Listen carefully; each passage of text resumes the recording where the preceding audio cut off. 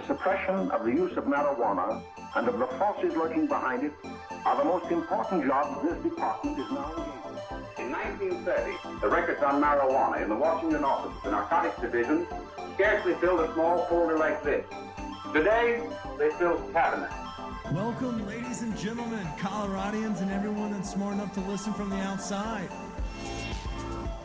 It's one of the most amazing plants we've ever discovered. The pot party, the trippers, the grasshoppers, the hip ones, all gathered in secrecy and flying high as a kite. Wheaties! I got Wheatie pots! Welcome back, ladies and gentlemen, to another week of Stolen Appetite. We got a doozy of a week. We teased it last week. Man, I got blackout drunk Thursday, Friday, Saturday, Sunday. We're going to dive into all of that and more. We've got an unreal guest with us today, Chris. But before we introduce our guest, I think we need to introduce our producer of the day, one of our 3 finalists for the podcast producer. They'll be joining the ranks of us. Let's introduce Mimi. Everybody, round of applause for Mimi. Hi, everyone. Thank you. All right, so Mimi, I don't know if you're a regular listener of the pod. If you are, that will definitely help you in this interview process today. Same for Chef. One of us just started laughing. But we like to start every podcast the same way, and I'm going to pass it off to Chris and let him do the heavy lifting. Oh man, we haven't popped this question in a minute. Whoa. Mimi, are you a transplant or a native to Colorado? I am a transplant and I'm a fresh one, too. How fresh? 14 months. Oh. That is fresh. That is fresh. Very fresh. I come from the great city of New Orleans, Louisiana. Okay, now did we grow up in New Orleans or have we bebopped around? So I was born in New Orleans. I moved out, actually, right before Katrina hit, just over to the North Shore across the lake. Madisonville or Mandeville or Slidell? Covington. Covington. Fuck me. I got to get better about my northern New Orleans regions. It's okay. We can work on it. But yeah, I basically have grown up over there since, I was only in New Orleans like 2nd or 3rd grade, but my grandparents and my rest of the family stayed in New Orleans, so basically every weekend, if not every week, multiple times a week, we were over there. I mean, to be fair, we would still, I would count Covington, Madisonville, and all of those in the same hodgepodge. Yeah. It's like in the greater Dallas area, the greater New Orleans area. Maybe not, in the middle of, like, you need to take care of your shoes area. But it's still, it's like a cousin. Like, still white trashy, great food, but a little bit more refined trash. Is the best way I would describe it. Yeah. Yeah, that's where I'm. It works. I'm Gulf trash as well. So, yeah, I know the club. I'm Gulf trash. He is also Gulf trash. What brought you west, though? Just for shits and gigs, or were you sick of the heat like us? I was kind of just a little sick of it all. I've been in it for so long, and my family is so deep New Orleans that I've kind of always grown up around it, and I was ready for a change of scenery. And so we ended up coming out to Denver to visit some friends, and one thing led to another, and then I had a job offer, and then we signed a lease, and now here we are. Damn, was it how hard was it to, like, when you told your parents, hey, I'm headed out west, would they? Oh, no hesitation. My mom is a travel bug, so she definitely encourages me to just spread my wings and go where I want to. So I told her, she's like, good for you. I'll visit soon. That's literally, my dad was like, I'm so glad you got out. We were Mississippi, but, like, New Orleans has more going on. But when you mean, like, deep ties to New Orleans, are we talking, like, organized crime side, or just, like, 6th generation, y'all know where the best gun barrel is? A little bit of both, possibly. We had an organized crime member. Waste management business. Yeah, sorry. Waste management. Fun little historical fact about me and my familia is that my great-great-great-grandfather is one of the first governors of Louisiana. So William C.C. Claiborne, he was the guy with the Louisiana Purchase and all that stuff. My middle name is Claiborne. Seen the family tree, so he's there. So deep south. Yeah, political ties, corruption. Oh my God. We may have just expanded our wings. And obviously, so the one thing that you don't have going for you in this competition or in this final race is that everyone else is going to be able to hear you first before they do their interviews. But you started off so well because she brought us hand pies, Chris. She's really buttering the roll. So Should we pop off some New Orleans food questions really quick? Yeah, before we introduce our chef of the day, let's ask some quick questions. All right, what's your favorite po' boy in New Orleans? Dom Elise's? Dom Elise's roast beef, and you have to have Barks in a glass bottle with it. There's no exception to that. You don't get the frozen goblet of beer? Well, Those are really good. It starts at a young age I with was them. gonna say, Yeah, it's so young that the root beer's always been there for me. The Barks root beer is great, especially out of a can. I love the Dom Elise's too because you may end up running into like a Manning or some of the old, probably your grandfather's connections and things of that nature. I'm glad she didn't say part of it. I can attest. I swung by Dom Elise's when I was in I saw town. that, and I was like, yes, Chris. And I didn't want to get, I knew I couldn't eat a large unless I forced myself to, but I wanted to get 50-50. I wanted to get oysters and shrimp, and the only way you can do it is with a large. So I had to get a large. And I took it down one seat. It wasn't a problem. What's it? Favorite dive bar? Favorite dive bar? Well, it's not really a dive bar, but it just holds special memories for my family. I would have to say Pat Harry's. Oh my God, yes. Oh my God. And the cheese sticks over there are wonderful. My dad got arrested outside of that bar. It's one of the oldest bars. It's Good for our dad. way to go, Mimi. I don't know if she's a regular listener to this pod because I think we've talked about fats in the past. But literally, when I lived down there, that was like you meet there, you hit Superior for a couple of oysters, and you come back, get a bag, hang out there, and just relax at Fat Harry's, playing pool or foosball all night long. It was awesome. Great fucking answer. All right, now another one. Where She's the listener. do you go? Where do you really go for your beignet fix?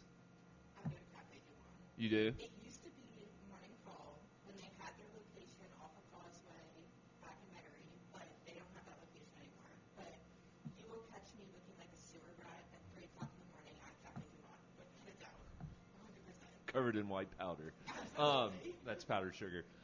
This is a family podcast. Okay. That whole thing I said at the beginning of the first minute. Now, what's your diner wise? Where are we going for a diner? Diner, like breakfast. Everyone has their trash tendencies, and I'm a Waffle House girl. I'll be at Waffle House with my scattered hash browns covered in cheese, happy as a clam. We would have also accepted Elizabeth's and Camellia Grill. LBT's. Camellia Grill. LBT's for a late night. Yeah, yeah. We accept that because they're open 24 hours. That's a great answer. That's a really good answer. Okay. Uptown is Camellia Grill, though, 100%. Yeah, If we're uptown, 100%. that place is gold. All right. So if we ever had to do a live show that wasn't in Denver, we know where it would be. We go to fucking New Orleans. Trip to Mimi's hometown. Yeah, we're gonna go see Mimi's fam. They'll set us up. It'll be like the wise guys. They probably sit on the outside of the patio with the cold chain. And you so cool, Chris. You're so cool. Well, Mimi, you did really well in our get to know you phase here of the episode. I feel like since we asked about breakfast, it's a great time to shift the conversation just a little bit and introduce our guest of the day. Chris, what do you think? Yeah, we've got a lot to share. We've got a lot to talk about, including the great spread we have in front of us. Today we are joined by the hottest new baker in town. He's about to open their brand new bake shop here in Wheat Ridge. You've seen them go viral on social media. They've done pop-ups around the community. They're heavily entrenched in the hospitality scene. We're sitting down with Chef Matt Dulin, the baker behind Get Right's Bakery on West 38th Avenue in Wheat Ridge. Chef, how are you, brother? I'm good, man. Thank you for having me. Yeah, this is. You're gonna regret it. You heard my intro with Mimi. I had to edit it because I was just being foul too quickly. So get ready. We're going to do this intro. Yeah, that's great. Yeah, now we can pop the question again. A twofer. Are you a transplant or a native to Colorado? I was an early transplant, so 6 years old, 35 in a couple weeks. So You learned how to read here. been here for a minute. But I was born in southern Arizona, on Sesame Street in Tempe, Arizona, and then moved to Hawaii for a short time, and then came here around 6 o'clock or so. Or 6 o'clock, 6 years old or so. I've been here on Sesame Street in Tempe. Was there a hospital, or was your mom like? I think that was. In the grocery, and she's like, "Oh Yeah. shit, it's about to happen right here." I think that was the house that we lived in at the time. It was on Sesame Street. I don't. Yeah. I was like, we were all using it in our formative years. Some of us, because they were. I grew up on Sesame Street. No, Yeah, exactly. yeah. So did I. And then you were over in Hawaii? Yeah. So we moved when I was 2 from Arizona to Hawaii, and then I think my parents just got sick of it. They felt a little like Island fever? isolated. Yeah. Yeah. So they thought that they would regret being there for long term. So we moved to the States when I was about 6, and then grew up. The first place that we got was on 33rd and Stewart, and at that time, that area of Denver was pretty rough. Like, our house got broken into like 3 times within the year we were there. My bike was always getting stolen from our porch. So, yeah. Yeah. But now you look at that same neighborhood, it's like multi-million-dollar homes everywhere. So, like, the difference in 20 or so years, crazy. But we used to, like, hear Elitch's roller coasters going at night back when it was, like, the old one where that Sprouts is now. So there, Elitch's used to be right there on, like, Sheridan and 38th-ish. Like, there's, like, a theater kind of zone right in front of that Sprouts over there, over next to Tennyson. That's where the old Elitch's, like, entrance used to be.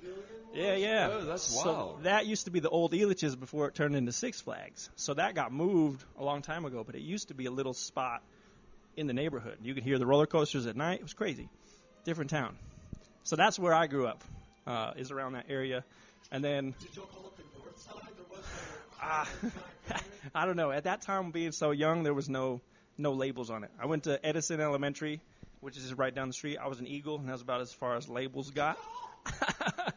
I remember having a lot of pride when we did our field day, made our flags, and did our relay races. That was about it, though. I loved a good field day during elementary Man. school. Game day is what we called ours. Yeah. You got to have all that Tug of war. Yeah. class teams. Yeah.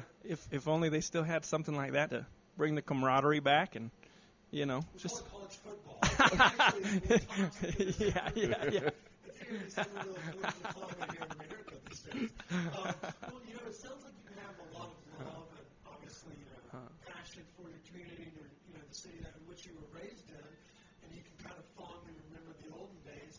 Let's talk about where we are today. Like, how did we get to the point where, did you go to school to be a baker? Was this like, I know you have a very skilled, construction hand as well. How did you find yourself opening a fucking bakery in the same neighborhood you grew up in 30 years later?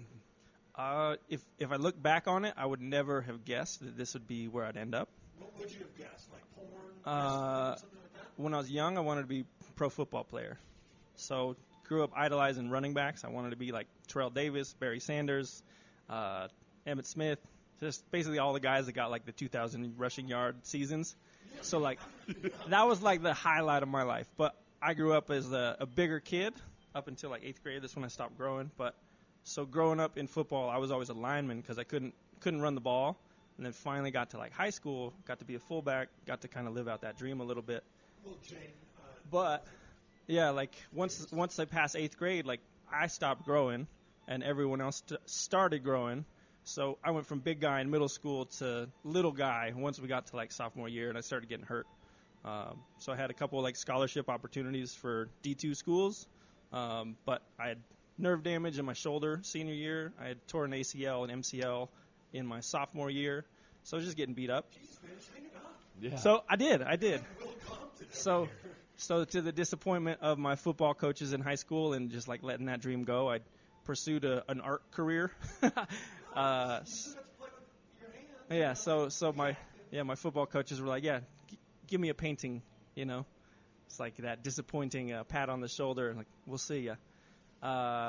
So yeah, I went to art school after that. I wanted to do illustration. I wanted to do art. I wanted to make cartoons. I wanted to do like silent films, kind of like the old Disney films where it's just like all set to music, where you're. I went far off when I said porn. Yeah. It's fantasy realm for sure. So yeah, that was 18, 19, and then dealing with so back up a little bit. That's when I got into cooking. Wasn't going to go to school, didn't want to go to like college in that aspect, so got out of sports. Also about the time I started smoking weed. Started to model like the high school years after like Dazed and Confused movie a little bit. Like being rowdy, doing donuts in an old Chevy pickup in our high school parking lot kind of stuff. Quitting your obligations. Yeah. Smoking the reefer. So that's kind of like where everything started to shift, and that's where restaurants started as well. And I was really good at it. I brought like the team atmosphere from sports, but I looked at all the older cooks as like disgruntled old 40-year-old guys that I never wanted to be. So I was in this realm that I didn't want to pursue. I didn't think that I'd ever be stationed in that later on in life, but it was one of those things where it's like I was good at it, so I liked doing it. It started out with dishes. It's just crank it out and you're fucking done, and it just felt good to like give it everything it got kind of thing. And then just started traveling around. Dropped out of that first art school because art school is not very hard on you. It doesn't really hold the structure in place for you like school should. Show up, don't show up. So again, this is, stop doing that, and then just ability to travel with restaurant work. So as that went on, you work in a lot of shitty spots. You see some cool things. You see a lot of terrible things. And then through that path, I started running into a few chefs that had passion and had this ability to kind of make it nice, ability to kind of see it in a different perspective and a different light that I had been shown before. So I was like, oh, there's a different way. I don't have to be that disgruntled 40-year-old cook. And it's like, I really actually like what they're doing. They have all that team camaraderie thing behind it. And it actually works better if you implement that at a really strong level. And it was just one of those moments where it kind of like opened the door a little bit. And then from that, it just continued along with the traveling, continued along with the cooking, and I wanted to experience like more on like the ground level. So I went and like did internships on farms, just like learning more about food in every way. So when you say like traveling around and stuff, were you leaving Colorado to go cook at other places? Yeah. Or, oh, okay. Yeah. So basically from like my yeah. I didn't know if he was meaning bebopping around. Yeah, I went to Black Hawk often and staged at some restaurants. No, so basically from like about 21 on, I like picked up a bicycle and would like travel around the southwestern United States to go work at farms, and then when those farms would run out, I'd end up working on a restaurant again, save up more money, and then fund the next round of travel. So the first trip was just a bicycle ride to Iowa from Fort Collins to go see my dad, like surprise him, be like, hey, I know I'm like not in a full-time job. I know I don't have a football career or anything like that. But it's like, I just rode a bike from Colorado to your door. It's like, that's pretty cool, right? So it was like one of those moments. Yeah, we have cars.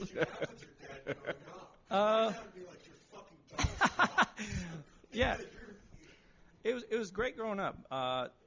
Family history, though, was like history of drugs in the family. So that kind of tore shit apart. So don't fuck with crack. Don't let that in your house. Don't do it. Don't let your parents do it. Fuck shit up. But anyways, it showed me the way not to go.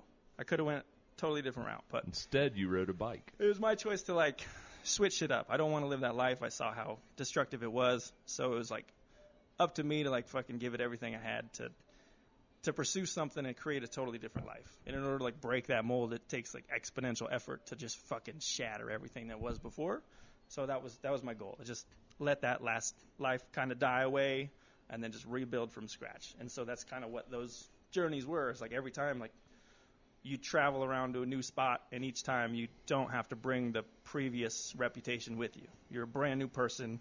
So then it's just like, okay, what do I want here in this spot?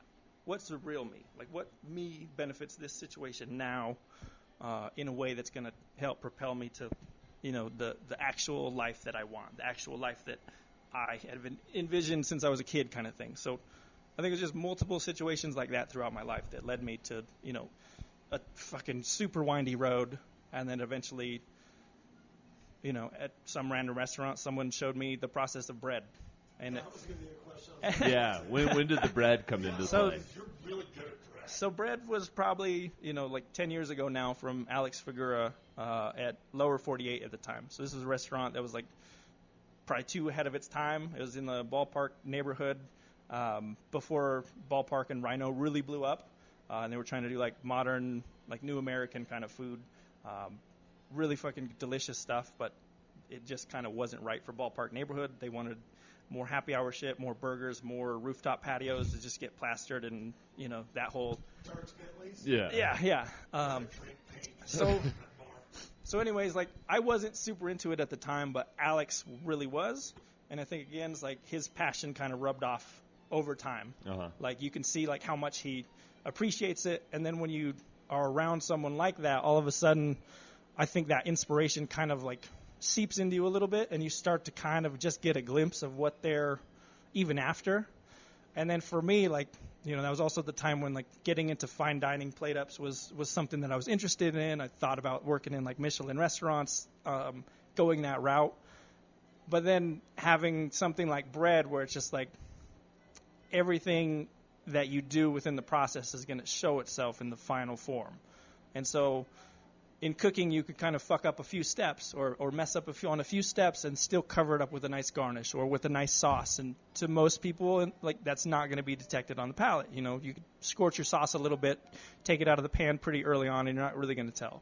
If there's a moment where you screw up in the process in bread, like, you're going to see it in the final form. If your bake's too hot, if your bake's too quick, if you rush the dough, you're going to notice it, and there's no way to cover it up. And I think that's what I really appreciated. It was like the next step for like the maturity level of life, the maturity level for a cook, that time, that place that it was around me was like the perfect time to receive the message. And there's like ultimate accountability. It's like you could blame your family for your life, for your past, for your current situation, whatever it is, or you can take responsibility for everything that happened and just fucking make it work. It's like, this is what it is. So bread was like showing me that every step of the way. So I was like, cool, I want to figure this out.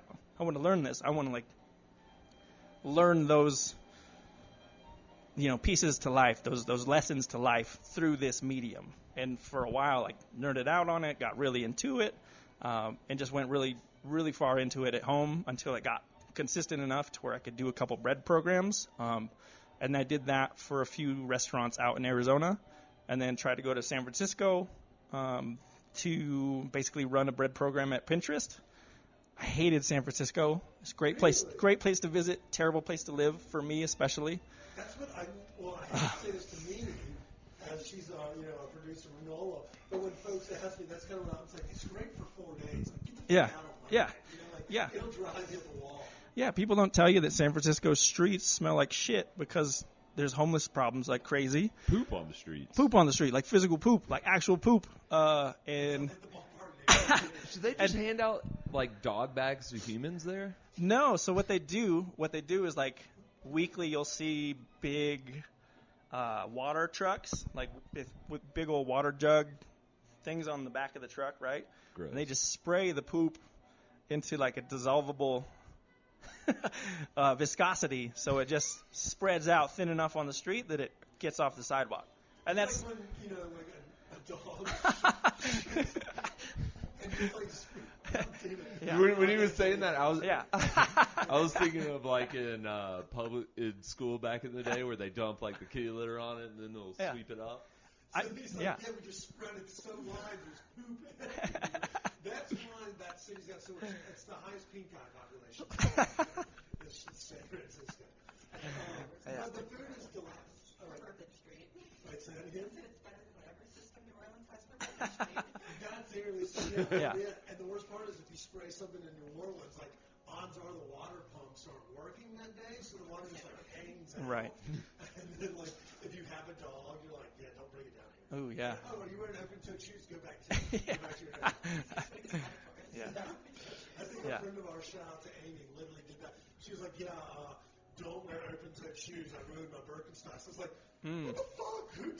Who's dumb enough to wear open-toed shoes in New Orleans? Like, whoa.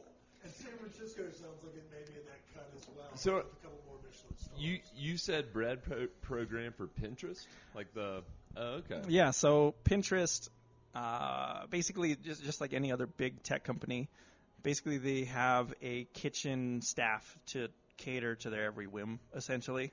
And I say that and it kind of sounds a little facetious or like too over the top, but everyone in San Francisco seems to like brag about the amount of money they make. one of the things they had us do, first of all, we don't actually technically work for Pinterest. We're a contracted company, so we don't get any Pinterest benefits. So fucking rough there. So anyways, you're a contracted worker, which means you're pretty much an outsider to this group of insiders who has this Whole Foods deli buffet to their whim at any point of the day. 2 espresso machines that you can go up and make your own espresso at any time, cereal bars, the whole get up. But it was so weird coming from a small kitchen in Arizona to where, you're cutting costs, you're finding ways to make it all work on a super small scale. And sometimes your busy night in the summer is like, 20 people and you're just trying to make it. And then you go out there and there's like, you have a $75,000 allowance that you haven't spent all of this quarter. You need to spend more in the next 3 weeks in order for us to have this allowance. You're like, what the fuck does that mean? So it's like selling, not even selling. Here at Pinterest HQ. Yeah, so basically we were selling black truffle pasta. Not even selling, giving out black truffle pasta for staff meal for lunch for over 1,000 people. And you just fucking go. They don't care. And it's so frustrating to me be struggling, going into debt, living out there, and feeding the fuck out of people who could give a shit less. And seeing the world that comes out of that, it's like, this is so backwards. I don't know. I was just super depressed. I can't handle humidity, I guess, for my respiratory system. So I was just sick the whole time. Just all kinds of things. But anyways, I ran from San Francisco with my tail between my legs, came back to where I call home, Denver. So I'd always come back. I'd always have a place to land here. It's tell people this is my silverware drawer of life, where I always knew where it was. It's it felt comfortable. It was my home all the time. That's a good phrase. I like that. Yeah. We'll use it. Yeah. Please do. For sure. Okay, so a couple quick questions before we dive into the nitty-gritty of the episode. I appreciate you telling us, the whole journey. One thing that really piqued my interest was that you just kind of nonchalantly ride your fucking bike across the country. And so I want to know, where's the furthest place you've ridden, and where's the coolest place you've ridden and called home? It's not San Francisco. Yeah, so if you want to know more, there's a whole book about it. It's on the shelves over here. You wrote a book? It's called Tour de Compassion. You can buy it on Amazon, or you can buy it from us at the shop. You're a published author? Self-published, but yeah. If you do the work, you can self-publish on Amazon for a pretty steep fee towards them, but you can do it. So I did that after my biggest bike trip from Seattle, Washington to Savannah, Georgia, and I did that when I was 24, going into 25. How long that take? Just under 4 months. So too many, way too many. So Still bike to this day? I have a bike. I like to bike, but it's rare. It's rare I do anything that Yeah, right now this is my life. Fortunately and unfortunately, it's this, in hopes that I could do more of what I want with less repercussions financially, But yeah, I think on that bike trip, there was so many cool things. The state I hated for biking through, Wyoming, no gas stations. The towns on maps sometimes are just towns, but ghost towns. There's just a train car in the town. There's no actual gas station. There's no place to refuel. There's no anything. Otherwise, you're pretty solid for a gas station or so every 10, 20 miles. So Wyoming was the worst. I think best was probably when I started getting to the South. Honestly, as far as people go, is probably the most friendly, openly friendly people to me. Whereas up north, you're just kind of passing through. The whole trip, I'm kind of a ghost to where there's not more than just surface level talk the entire time. But in the South, there's more people just hanging out outside. It's fucking hot. So that more time that people are just kind of in that moment and there's nowhere to go, they actually see you. But here people are so busy going somewhere. They don't even have the time to open up. They don't have the time to talk about that or even ask the question. It's they might want to, but they just let curiosity be and they go on with the day. So in the South, it was great. People wanted to pick me up, and I had a lot of rides offered, hitchhiking rides, which some days I would take. Other times I'm no, I'm here to do the journey. I'm here to do the work. It's you got to let me do my process. And then other times when you just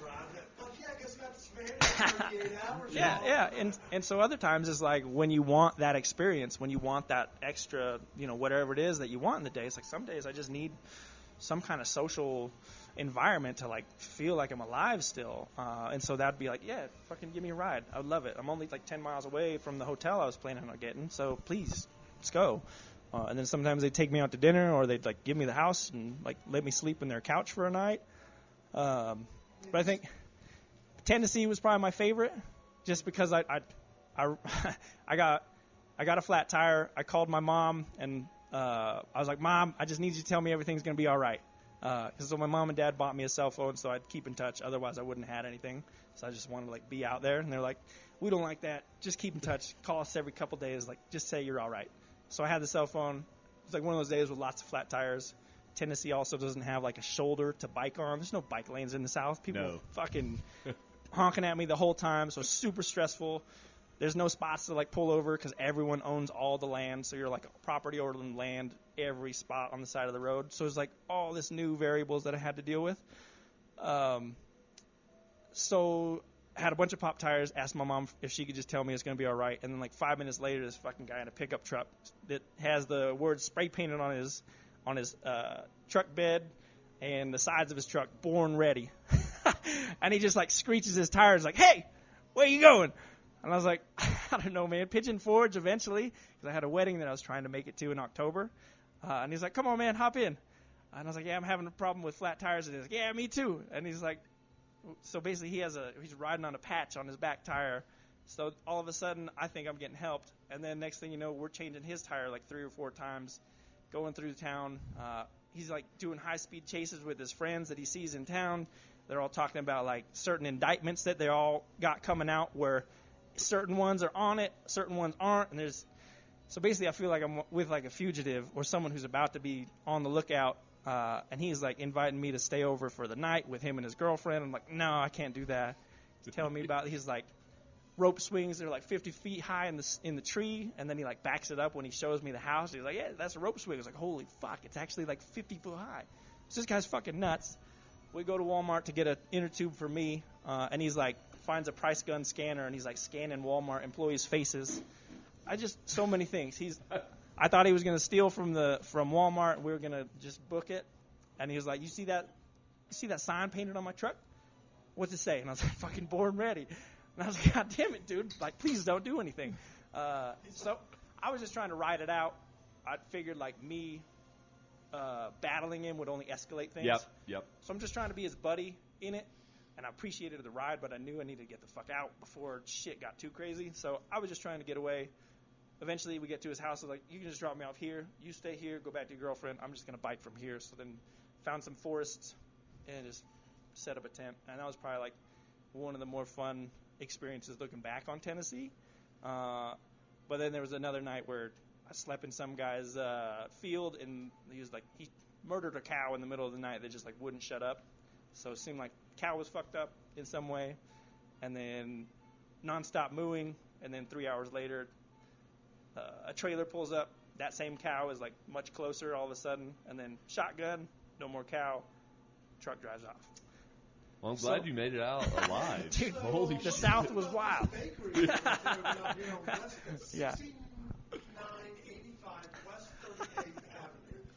It's been a wild and crazy journey to get to this spot, but it seems like Get Right's starting to make a name for themselves in the community. May 19th. May 19th. What can we expect? What can the neighborhood expect? Tell us about what's going to be popping out here at Get Right. Yeah, so to start, I'd say this a lot, but we're just going to have the basics. And I also say this, I don't even know if it makes sense, but I tell everyone I want it to be like a Journey's greatest hits album, where like you know the songs, you enjoy the songs, you come here, you hear them, you experience them, you love it, you feel that. And then over time, we start implementing more of like the specialty like sandwiches and specialty croissants and tarts, and we start adding more elaborate items. But in the beginning, it's just going to be like all the favorites. So cannelés, all the croissants, sourdough breads, baguettes, focaccia. We will try to have a couple of our breakfast sandwiches that we've been working on. Just really trying to find out a way that we can implement savory things, cooked in a way that can match the pop-up in like pastry style format, I guess, to where, people are already waiting in line. I don't want them to order and then have to wait in line again. So if I can mitigate that by, let's say I make 10 orders of croissant sandwiches every 15 minutes. That's still pretty fucking fresh. That still tastes really good. The eggs are still going to be nice, hot, runny, good, delicious. Hollandaise. Yeah, exactly. So I think for me, it's just a lot of figuring out the timeline of when to make those moves. So for me, it's a mix of how do I implement, the past career of cooking and savory stuff, and implementing that into the scenario I've been in with the pop-ups and pastry world and baking world, to where there's a giant line right in the beginning and it's super overwhelming. So how do I complement that and make people not have to wait again once they order? And so it's just like figuring out that timeline. So really, it matters how the involvement is with the customers, and if it's received well, then we implement more, we do more. So if the concept doesn't work, we don't do it. So it's finding that balance, finding like a reciprocal cycle to where we're doing something that's asked for, that's needed, that's. Dude, I think that's an awesome idea. Like really, like taking the time to care about like a long line waiting and like approaching your customer from that way. Right. Like that, yeah, that's incredible. Yeah, otherwise, like, how am I supposed to do it? Like, I don't want a line of 100 people either. That stresses me out. That stresses out every other bakery in town who tries to do good, right? I don't want that. I want you to come I want a reason for you to be here at 8. I want a reason here to be at 11, and again at 12. It's like, if I put strategic points in the day where, like, this is the time it's released, come at this time. If you don't want sweet, don't show up at 8. I'm trying to make it a better experience for everybody, including myself and the staff. Otherwise, it's overwhelming for everybody, and then you eventually hit people on those notes where they don't have the patience that day, and they give you a bad review, or they're pissed off, or whatever it is. So trying to find that, and we'll still piss some people off. So, but it's fun sometimes. Yeah. But, Yeah. I mean, we all know, for those that have at least tried, thank you, Amy, sorry about that. We all know that you do really great savory dishes. I've had, a lot of them, from your breakfast sandwiches all the way down. But, I mean, tickle my pickle. We're still going to do the Basque Cheesecake, right? Oh, for sure. Because we have. Savory so many times, I thought we were going to No, that's like the Journey's, greatest hits album. That's Wheel in the Sky right there, just fucking going. Reminds me of your childhood kind of thing. But no, that's why we have the cold display case. Ideally, I have that stocked full of, refrigerated things, have more refrigeration in the back for backup stuff. We'll sell by the slice. We'll sell whole. We'll offer things online so you can pre-order so you don't have to wait in line. So all the ways that we're trying to mitigate, all the ways that we're trying to like just be there for people, we're trying to be that. And then, still throughout the day, like cakes, tarts, all day. Yeah, for sure. All day. All day. And it's going to be 8 to... Probably 8 to 1. If what plays? Right now, I'm thinking like 8 to 11, we go standard how our pop-ups have been, where we have the breads, we have the pastries, we have the tarts, all the refrigerated stuff. And then 11 o'clock starts rolling around. I want to kind of stack the pastry case, but with pre-made sandwiches. So if I can make, 60 baguettes in a day, and 30 of them are sold from 8 to 11 for people who want bread, and then the remaining 30 baguettes get turned into 60 sandwiches, and I do 30 of those at 11 and 30 of those at 12, then all of a sudden there's a reason to show up at 11, a reason to show up at 12. And then this mindset Yeah. is genius. It's like, is this what you're craving? Come and You stuff a baguette with ham and Gruyere, I'm here. fucking ham and butter, man.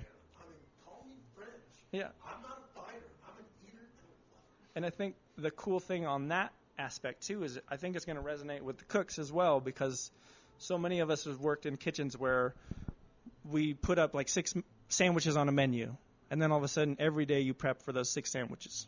Let's say 4 of them are heavy hitters and the other 2 are fillers for the people who want vegetables and, I don't know, are afraid of stuff, vegan, or I don't mean to say that. I love vegetables. Please just don't, whatever. Yeah, no, we got it. But you have like the crowd pleasers, and you have the other 2 that aren't quite fillers, but like they're in the space, for satisfying the people who need something different.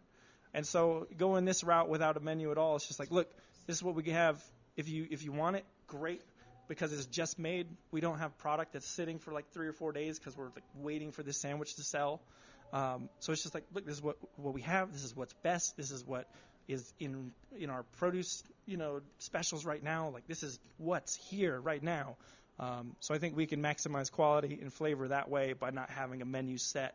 And it's just like, look, this is the best right now. So please enjoy this. Like, we'll have more at a different time. So one question I had though, and this, like, what do you mean by get right? How'd this name come about?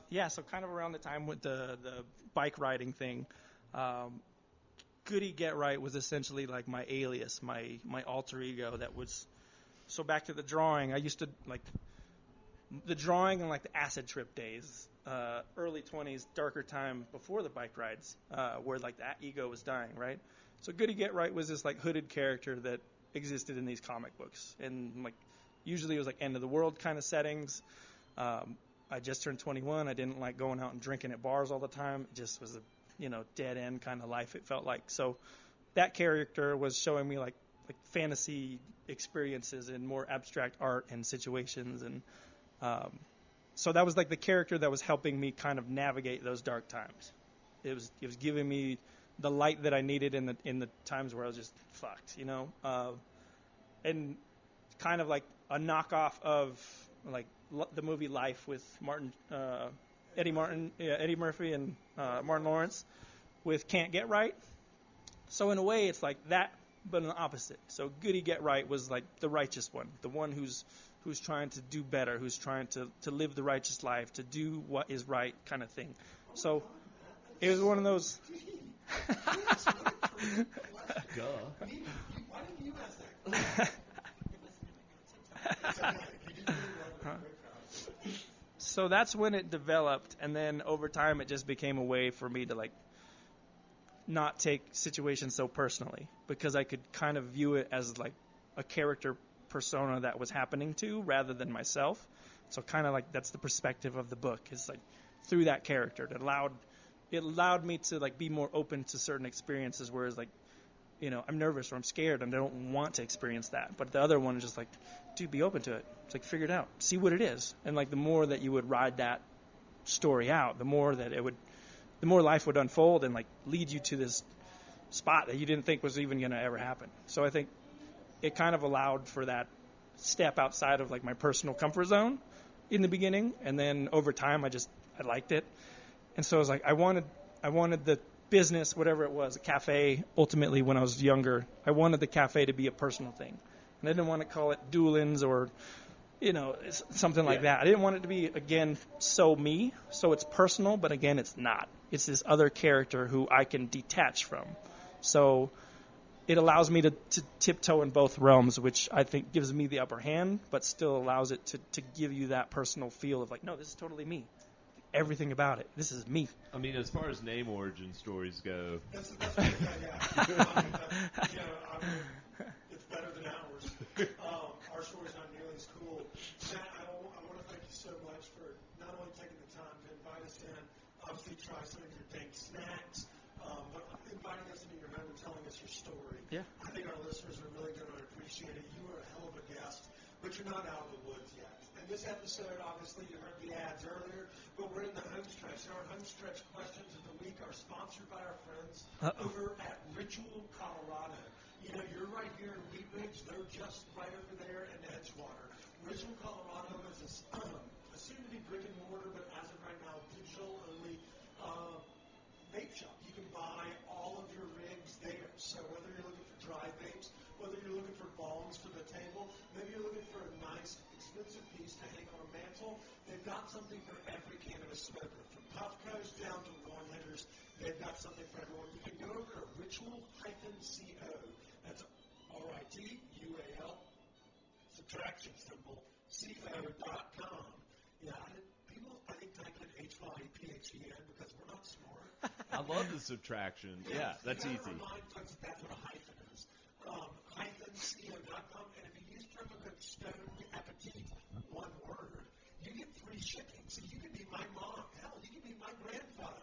He has dementia, but he still remembers that credit card number. So you can go ahead and fire in those orders no matter where you are. Gonzales,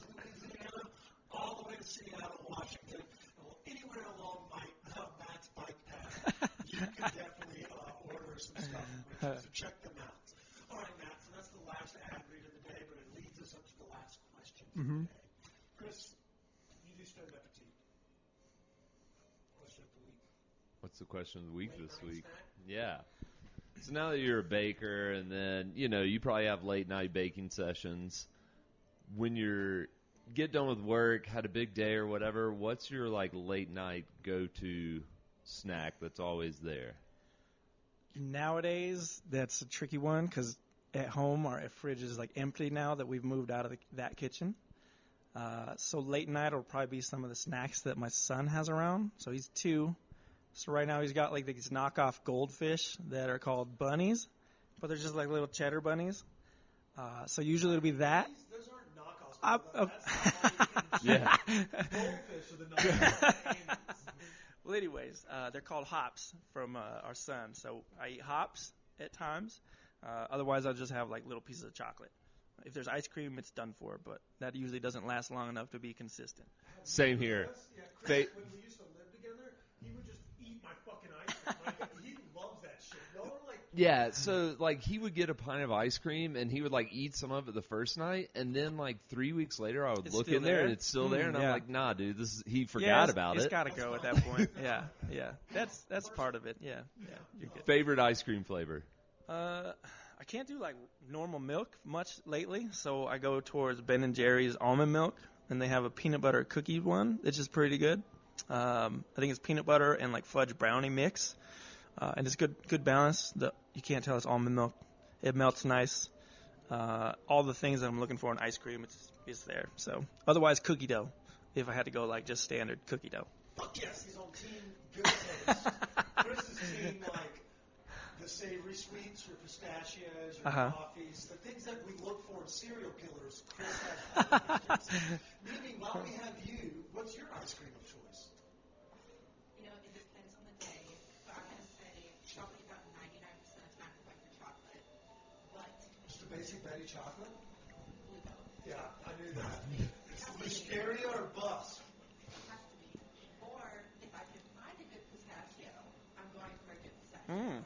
Okay, pistachio ice cream from Right Cream, not to be confused with Get Right, is actually fucking immaculate because it has like a caramel pistachio drizzle on top. Shout out to David, you should be on this fucking podcast, so we need to shout out your new spot. But otherwise, pistachio can pound sand. That's it with Chef Matt. It's cookie dough. Nice. All right, so this is the last question of the day, and then I swear to God, we'll let you go home to your wife. Oh, no, it's all good. And it's funny, we actually locked them in the house. They can't. We'll release them when you're done with this. It's called The Last Supper.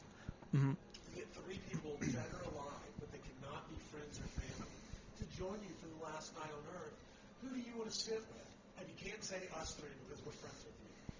So And you said it can't be friends or family? cannot. Which is great because that's a game saver for sure. Otherwise, you don't even have to worry you'd be about it. in trouble no matter how you answer.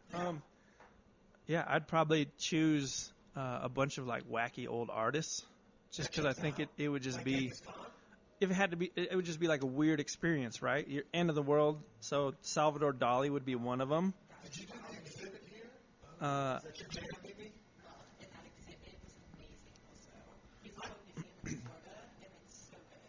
Here in Florida. St. Petersburg? How do you know that? Because I'm cultured, fuck. And a taste. And to be fair, I forgot you work in museums until I said that. Dali's a good one, and I learned a lot about him. He was wacky. He was a little bit vain, but he was also very wacky. yeah, it's good for one night for sure. Yeah. He thought very highly of himself, Yeah. which is the exact opposite of us here on this podcast. Yeah. And I think to counter him, go with MC Escher, who seemed like way more structured, if you look at his, but it's like still very abstract thought in mind. So those 2 artists, and then someone just to like lighten it up and like bring normalcy, like someone like Sam Jackson or like Adam Sandler, just to like talk shit the whole night through it all. I love So that Sam Jackson, to keep it light, he's just going to be screaming the entire Sam day. Jackson? Who the fuck calls him Sam Jackson? I was thinking of like baseball Yeah. cards. I was like, is this guy like, did he do splatter paint like the Jackson? No, Samuel L. Jackson. Sorry. Say the whole name. Samuel L. Jackson. Something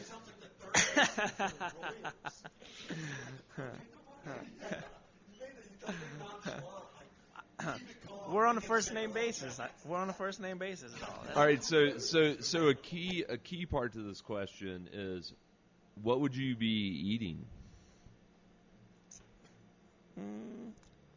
I could see just a bunch of pasta, really. Just pasta? Yeah, I feel like I think that would hit everyone on the same level. I think it's one of those meals that kind of crosses that threshold no matter who you are. Yeah, if you don't like pasta, grow up. Yeah, especially if it was last night. Yeah, Get over your gluten intolerance, Samuel L. Jackson. You know what? Fuck it. Bring out that dairy-filled ice cream. Man, I thought you were going to ask the dinosaur question, so I was like prepping for it. Well, Well, if you were a dinosaur, what would you be? Hurry. You have 2 minutes left. Velociraptor. Why? Did you know they were actually the size of chickens and that their fingers were only the length of car keys? Yeah, so everyone would probably think that T-Rex was like, what everyone wants to be. Allosaurus. Yeah. Everybody knows that. Yeah, but that's the big guy on campus. But so I grew up with a bunch of friends that were all like 5'7". So in a way, I have that little guy mentality. I thought I was 5'7", but I was always the guy like carrying the tubes at Waterworld. I was the fucking guy lifting the stuff. So I'm a bigger guy with the little guy mentality. So I've always had like something to prove, and I feel like that's what the Velociraptor is. They're He's pack hunters. resourceful, figures out a way to make it work with his size advantage. But I just want to say thank you. Thank you for being thorough in your episode answers today. You were a wonderful guest. Meaning you knocked it out of the park too, sister. Yeah, we're really excited to have you on board here today. How would you grade both of your appearances? I mean, great. You can score you right off the bat, which is a 10 out of 10. We got to see how we sound on the ones and twos before we can give a final answer. But we set the bar very low on production value over the last 5 years, but somehow 5,000 people listened to this episode, and it's preposterous. So that's pretty good. we're waiting for audio thumbs up comments. Yeah, until I get where it goes, we're just going to, keep yelling into the microphone. But yeah, I thought this was a great episode. Reminder, get right. You can follow their social media at _GetRight, GETRIGHTS, and then another underscore. What you'll see is like a little hand with flowers in it. It's black and white silhouette style logo. It's a gorgeous little piece of art. That's their insignia on social media. But if you're as excited as we are about the opening of their new bakery, they will be opening 5/19. That's May 19th, 2 weeks from last Friday. Fuck, that's a bad way to say it. A week from this Friday, May 19th, they are open 6985 West 38th Avenue, Wheat Ridge, Colorado. Before we leave, anything else we got to go? Favorite thing to make? I just want to know. Favorite thing to bake. What brings you the most joy in baking? Baguettes right now. Baguettes? Love to hear that. I do as well. Sandwiches, Chris. Sandwiches. Oh, yeah. Yeah, well, y'all, as we said at the beginning of this episode, we have 3 episodes this week with all 3 of our final candidates for the producer role. Mimi has set the bar very high. Very high. Good job. Way to go. Chef, thank you for joining us. Of course, man. Yeah, it's great. Until next episode, we want to say stay high, stay hungry. Get right. Get right. Cheers.